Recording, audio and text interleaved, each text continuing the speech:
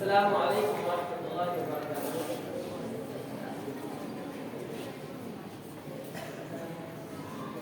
الحمد للہ رب العالمین والصلاة والسلام علی رسولہ الکریم وعلی آلہ واصحابہ اجمعین ومن تبعهم بإحسان إلی یوم الدین، اما بعد فأعوذ باللہ من الشیطان الرجیم، بسم اللہ الرحمن الرحیم۔ الذین آمنوا وهاجروا وجاهدوا بأموالهم وأنفسهم في سبيل الله أعظم درجة عند الله وأولئك هم الفائزون۔ محترم اساتذہ اکرام اور میرے عزیز ساتھیوں، آج اس محفل میں میرا عنوان ہے تحریک آزادی میں علماء کرام کا کردار۔ آزادی ہند کے موضوع پر لکھی جانے والی کتابوں کے اوراق اس بات پر شاہد عدل ہے کہ ہندوستان میں جنگ آزادی سب سے پہلے مسلمانوں نے شروع کی۔ محب وطن سراج الدولہ فدائے وطن شاہ ولی اللہ محدث دہلوی اور شہید وطن ٹیپو سلطان کی سرگرمیاں اس بات کا کھلا ثبوت ہے کہ لوگ انگریزوں کو اپنے ملک سے بھگانے کے لیے کتنے بے چین تھے۔ تحریک آزادی میں مسلمانوں کا حصہ قدرتی طور پر بہت ممتاز اور نمایاں رہا۔ مسلمانوں نے اس میں قائد اور ایک رہنما کا پارٹ ادا کیا۔ اس کی وجہ یہ تھی کہ انگریزوں نے مسلم حکمرانوں سے اقتدار چھینا تھا۔ اقتدار سے محرومی کا دکھ مسلمانوں کو ہوا۔ سب سے پہلے شاہ ولی اللہ خاندان کو انگریزی خطرے محسوس ہوا تو اس نے ان سے جنگ کا فتویٰ دیا۔ شاہ عبدالعزیز کا فتویٰ کیا تھا؟ گویا ایک برف تباہ تھی تو دشمنوں کے نخل تمنا پر گر پڑی۔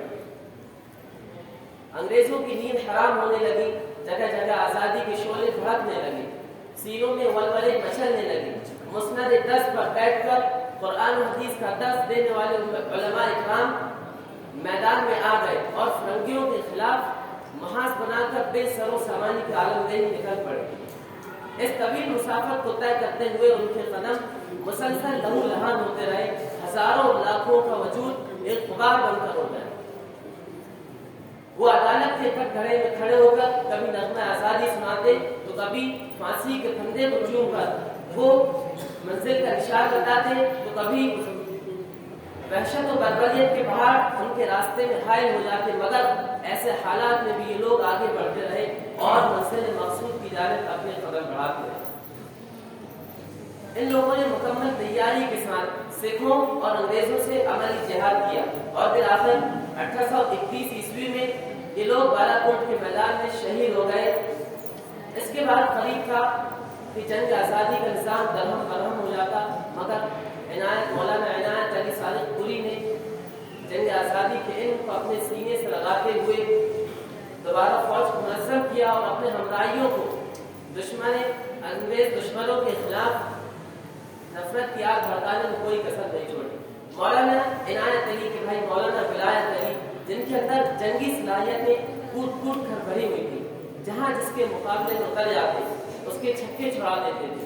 مولانا ولایت علی کے بعد مولانا عنایت علی منصب امارت پر فائز ہوئے۔ ان کی قابلیتوں کو دیکھ کر ولیم ویلس ہنٹر نے کہا یہ لوگ ہمارے لیے وبال جان تھے، ہر جنگ کے بعد نئے ولولے سے آتے تھے۔ مولانا عنایت علی غازی کی خاص جگہ میدان جنگ تھی اور یہیں ان کے حقیقی جوہر چھپتے تھے۔ اسی کے متعلق اقبال نے کہا کافر ہے تو شمشیر پر کرتا ہے بھروسہ، مومن ہے تو بے تیغ بھی لڑتا ہے سپاہی۔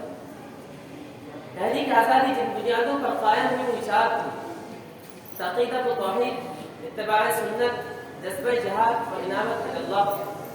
مولانا ابوالکلام آزاد جو اپنے دور کے ابن تیمیہ اور ہندوستان کے امام تھے، انہوں نے انگریزی خطرے کو محسوس کیا تو مسلمانوں کے سوئے ہوئے ضمیر کو جگانے کے لیے الہلال والبلاغ رسالہ نکالا، جس نے ایک سیقل شدہ تلوار کا کام کیا۔